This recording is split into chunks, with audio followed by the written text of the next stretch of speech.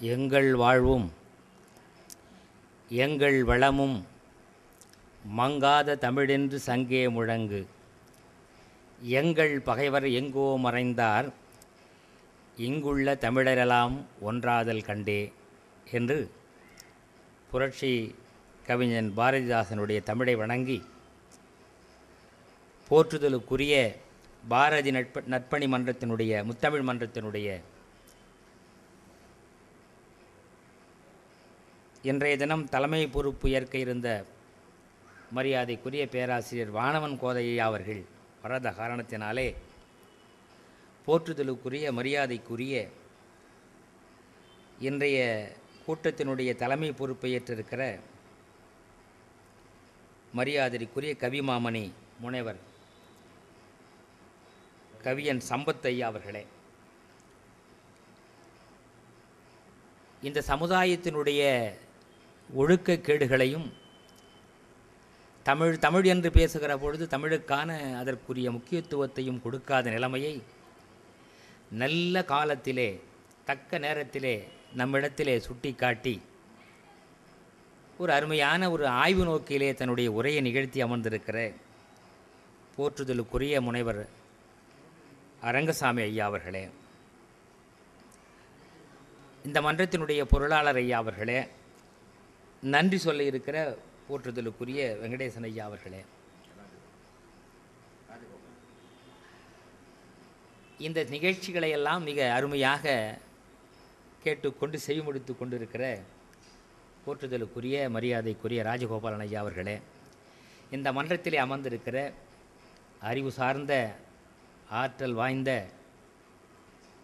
போற்றுதலுக்குரிய கேள்வி சுவஞர் பெருமக்களே, உங்கள் அனைவரையும் வணங்கி மகிழ்கிறேன். பாரதி புலவர்களை பற்றி பேசுகிற பொழுது ஒரு இடத்திலே சொல்வார், யாம் அறிந்த மொழிகளிலே தமிழ் மொழி போல் இனிதாவது எங்கும் காணோம் என்று சொன்ன பாரதி தமிழை போற்றிய, தமிழை வளர்த்த, தமிழிலே பல இலக்கியங்களை கொடுத்திருக்கிற புலவர்களை பற்றி சொல்லுகிற பொழுது யாமறிந்த புலவரிலே கம்பனைப் போல், வள்ளுவனைப் போல், இளங்கோவைப் போல் இப்பூமிதனில் யாங்கனுமே கண்டதில்லை, உண்மை வெறும் புகழ்ச்சி இல்லை என்று சொல்லுவார் பாரதியார்.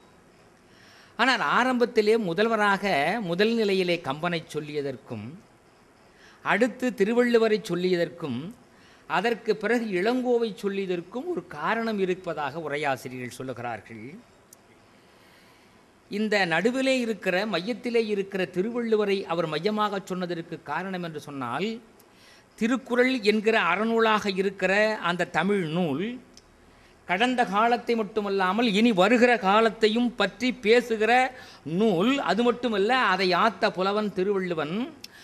ஆகவே ஒரு காலகட்டத்திலே தமிழை தொடங்கிய கம்பன் கவி சக்கரவர்த்தியாக தமிழினுடைய பாடல்களை தமிழ் மக்களுக்கு கொண்டு சேர்க்கிற, சுவையோடு கொண்டு சேர்க்கிற ஒரு காப்பியமாக அதனாலே முதலில் வைத்திருக்கிறார்கள். அதற்கு பிறகு ஈற்றிலே வைத்திருக்கிற இளங்கோவடிகளுடைய சிலப்பதிகாரத்தை பார்க்கிற பொழுது காவிய தலைவியாக கண்ணகியை வைத்து ஒரு புரட்சி செய்திருக்கிறார். எல்லா காவியங்களிலும் பார்ப்பீர்களேயானால் காவிய தலைமகன் என்று சொன்னால் ஒரு தலைவனை, ஒரு ஆடவனை முன்னிலைப்படுத்தி தான் காப்பியங்கள் இயற்றுவது என்கிற ஒரு புரட்சி கருத்தை மாற்றி அவர் வாழ்ந்த காலத்திலே இருந்த பெண்ணுக்கு இழைக்கப்பட்ட கொடுமைகளை எல்லாம் மையப்படுத்தி அவர்களையும் உயர்வுபடுத்தி அவர்களையும் குலமகளாக, பரத்திய குலத்திலே இருந்த ஒரு பெண்மணியை குலமகளாக ஆக்கி ஒரு புதிய காப்பிய தமிழ் நடையை இந்த மண்ணிற்கு தந்தவர் இளங்கோவடிகள். அதனாலே தான் கம்பன் பிறந்ததனாலே கல்வி சிறந்தது, நெஞ்சை அள்ளும் சிலப்பதிகாரத்தை இளங்கோவடிகள் தந்தார் என்று தமிழிலே ஆர்வம் கொண்டு பாரதி 3 புலவர்களை தான் வாழ்ந்த காலத்திலே முக்கியத்துவமாக வலியுறுத்தி பேசியிருக்கிறார் என்றால் அது பொருள் இல்லாமல் இல்லை. பாரதியினுடைய வார்த்தைகள் எல்லாமே ஒரு பொருளுடைய வார்த்தைகளாகத்தான் இருக்கும். அதனாலே தான் இன்றைய தினம் இந்த கூட்டத்திலே என்னை கம்பனுடைய கவிநயம் என்கிற ராமகாதையிலிருந்து ஒரு சில செய்திகளை, அவனுடைய தமிழ் சுவை, அப்போ அந்த பாரதியார் அந்த தமிழிலே இருக்கிற பார்த்திருக்கிற சுவை கம்பனை எதற்காக எடுத்து சொன்னார் என்கிற நிலையிலே பார்க்கிற பொழுது கம்பனுடைய கவிகள் எல்லாம் 12,000 பாடல்கள் இந்த ராமகாதையிலே யாத்திருக்கிற இந்த கம்பனை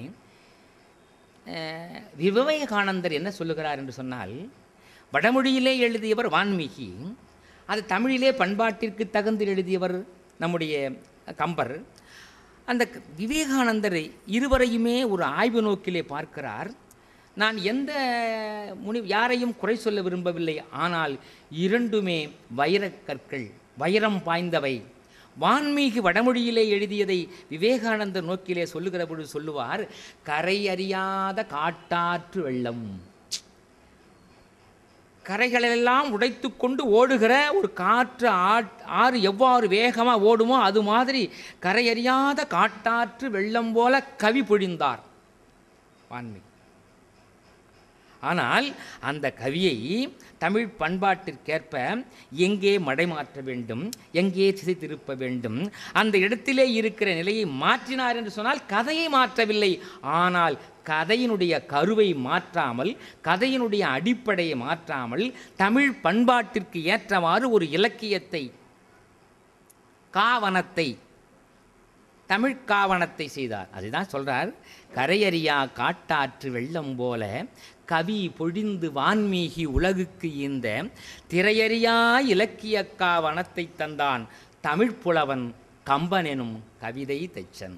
அவனுடைய கவி தைக்கும், எப்படி நம்முடைய உள்ளத்திலே தைப்பது போல ஒரு பல பாடல்களை கம்பன் பாடியிருக்கிறார். கம்பனுடைய பாடல்லாம் பார்த்தீங்கன்னா அந்த சொல்லாட்சியே வேகமாக இருக்கும்.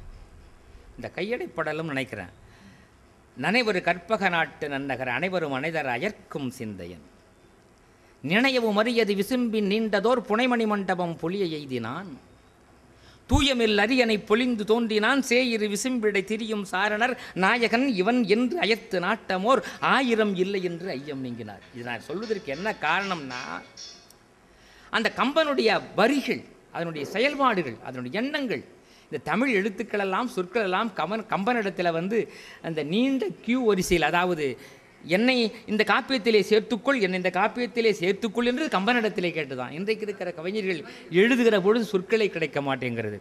தமிழ் கிடைப்பதனாலே தான் ஆங்கிலத்தையும் மற்ற மொழிகளையும் சேர்த்து தான் சொல்ல வந்த கருத்துக்களை இன்றைய காலகட்டத்திலே கவிஞர்கள் சொல்லியிருக்கிறார்கள்.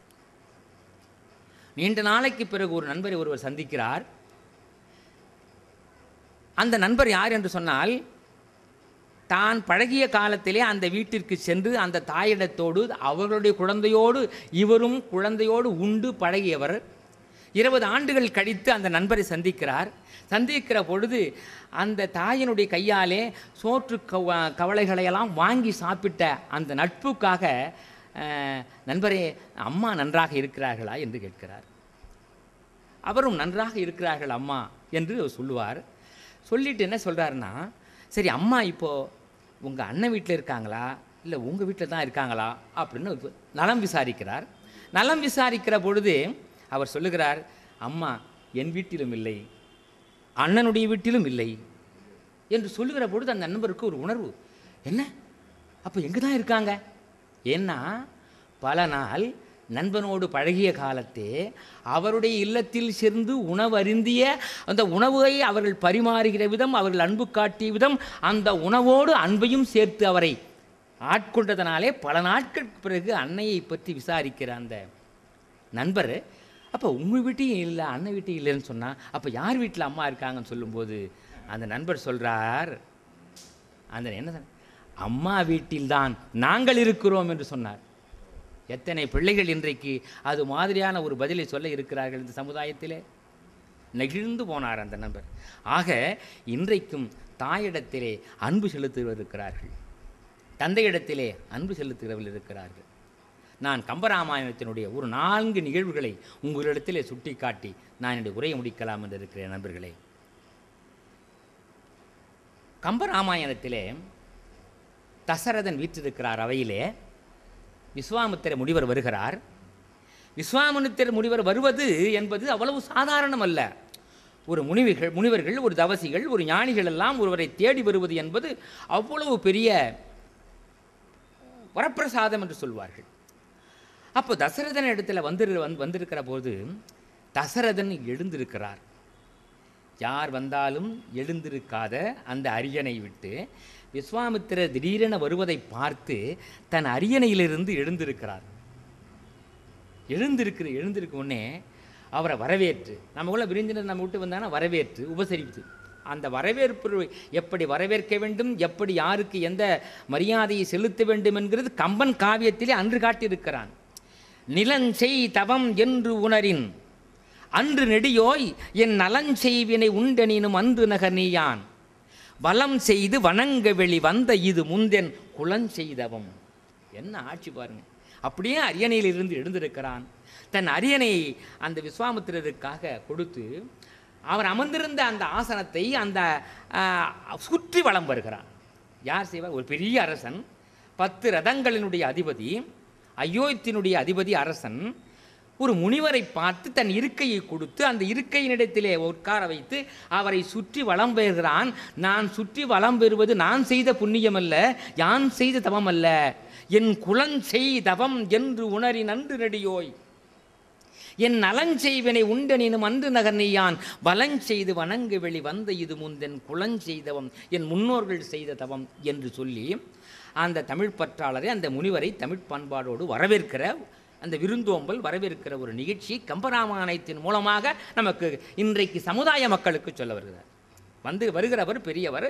இந்த அளவுக்கு மரியாதை கொடுத்த விஸ்வாமித்திரர் என்ன கேட்கப் போகிறான்னு சொன்னா, தருவனத்துள் யான் இயற்றும் தவ வேள்விக்கு வெறுவனச் சென்று அடை காம வெகுலி என நிருதரடை விளக்கா வண்ணம் செருமுகத்து காத்தியன நின் சிறுவர் 4வரினும் கரிய செம்மல் ஒருவனை தந்திடுதி. ராமனை எனக்கு கொடு, அதற்காக தான் வந்திருக்கேன் நான். பல நாள் குழந்தை பேர் இல்லாமல், மக்கட் செல்வம் இல்லாமல், குழந்தை இல்லாமல் அவதிப்பட்ட காரணத்தினாலே நீண்ட நாளைக்கு பிறகு பிறந்த மகன்தான் ராமன். அப்படிப்பட்ட ராமனை விஸ்வாமித்திரர் அழைத்து போகச் சொல்லி நினைக்கிறாரே என்று நினைத்து அந்த மகன் மேல் கொண்ட பாசத்தார். இன்றைக்கு எத்தனை பேர் தந்தையும் மகனும் எந்த அளவுக்கு நல்லுறவில் இருக்கிறார்கள் சமுதாயத்திலே! இந்த கம்பராமாயணத்தை படிக்கிற பொழுது இந்த அளவுக்கு தந்தை பாசமும் இருந்திட வேண்டும், மகனுடைய பாசம் இருந்திட வேண்டும் என்பதை உலகிற்கு சொல்வதற்காகத்தான் ஒரு காவியம். அப்போது என்ன சொல்கிறாராம், உங்கள் தவ வேள்வியை காக்க வேண்டும் என்று சொன்னால் என்னை விட வீரன் யாருமே இருக்க முடியாது, அதனாலே உங்கள் தவ வேள்வியை காட்பதற்காக நான் வருகிறேன் என்று விஸ்வாமித்திரத்திலே சொல்லுகிறார். அதற்கு விஸ்வாமித்திரர் சொல்கிறாரு ஒரு அருமையான ஒரு கருத்தை. எனக்கு துன்பமுன்னு வந்தா நான் எங்கே போவேன்? கையிலை மலையில் இருக்கிற சிவனிடத்திலே செல்வேன். அங்கு அவர் காட்சி தரவில்லை என்றால், பார்க்க முடியவில்லை என்று சொன்னால் பார்க்கடலே இருக்கிற பரமனிடத்திலே வருவேன். அங்கேயும் அவர் இல்லை என்று சொன்னால் தேவேந்திரனுடைய அவைக்கு செல்வேன். அங்கேயும் தேவேந்திரன் எனக்காக அவரை பார்க்க முடியவில்லை என்று சொன்னால் நான் எங்கே வருவேன்? அணிமாட அயோத்தியனும் உன் நகருக்கல்லவா நான் வருவேன். அப்போ என்ன நினைக்கிறாரு? ஒரு தந்தை மகனை பிரிவதற்கு பாசம் தடுக்கிற காரணத்தினாலே நீ கையிலையிலே இருக்கிற சிவனுக்கு ஈடானவன், பார்க்கடலே இருக்கிற அந்த திருமாலுக்கு ஈடானவன், தேவேலோகத்தினுடைய தலைவனுக்கு சமமானவன் என்று சுட்டி காட்டி அவர்களெல்லாம் இல்லாத காலகட்டங்களே உன்னிடத்திலே நான் வருவேன் என்று சொன்னால் நீயும் அந்த தகுதிக்கு உரியவன் என்பதை அந்த அன்போடு சொல்லுகிற பொழுதுதான் வசிஷ்டர் சொல்கிறார். இந்த அருமையான கம்பனுடைய கவி வரிகள் படிக்க படிக்க நமக்கு இனிமை பயப்பதாகும். என் அணைய முனிவரரும் இமயவரும் இடையூறன்று உடையரானால் பன்னகமும் பனிமலையும் இங்கெல்லாம் போ பார்கடலும் பதுமபீடத்து அந்நகரும் கற்பக நாட்டு அணிநகரும் அணிமாட அயோத்தியனும் பொன்னகர் என்று சொல்லி குலக்குருவாகிய வசிஷ்டர் அவரை. ஆனால் இந்த விஸ்வாமித்திரர் சொன்னது என் மனசில் எப்படி தெரியுமா இருந்ததா? கூற்றுவன் வந்து யமன் வந்து என் மகனை பறித்து கொண்டு போவது போல இருந்துதான். எப்படி தசரதன் துன்பப்பட்டான்?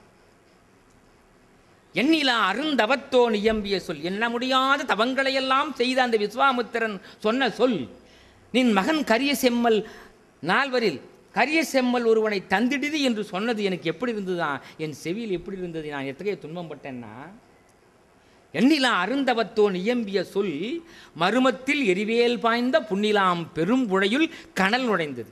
பெரிய புண்ணிலே ஒரு கனலை நுடைத்தால் அது எந்த அளவுக்கு வலி கொடுக்குமோ துன்பம் கொடுக்குமோ அது போன்று இருந்தது. இதோட கம்பன் விட்டுருக்கலாம், துன்பப்பட்டதை விட்டுருக்கலாம். ஆனால் அடுத்து சொல்கிறாரு, மற்றும் ஒரு காரணம் சொல்கிறாரு. என்ன காரணம் சொல்கிறாருன்னா, கண்ணிலான் பெற்று இழந்தான். பிறவி குருடன் ஒருவன் இடையிலே கண்ணை பெற்றான். பெற்ற பிறகு இந்த உலகங்களையெல்லாம் பார்க்கிறான். பார்த்துவிட்ட பிறகு மீண்டும் அந்த கண் பறிபோய்விட்டால் எத்தளவு துன்பப்படுவான். நீண்ட நாளாக மகன் இல்லாத குறையாக நெடுநாள் கடந்து ஒரு மகன் பிறந்தான். அந்த கண் கிடைத்தது. பிறவிக்குருடனாகவே இருக்கிற உதாரணத்துக்கு என்ன சொல்கிறாரு, குழந்தை இல்லாமலே சில நாட்கள் இருந்தான், அது பிறவிக்குருடனாகவே இருந்தான். ஆனால் கண் போன்ற மகன் இடையிலே கிடைத்தான், அது மீண்டும் பறிபோகிறது என்பதற்காக கண்ணிலான் பெற்று இழந்தான் என உழந்தான் கடுந்துயர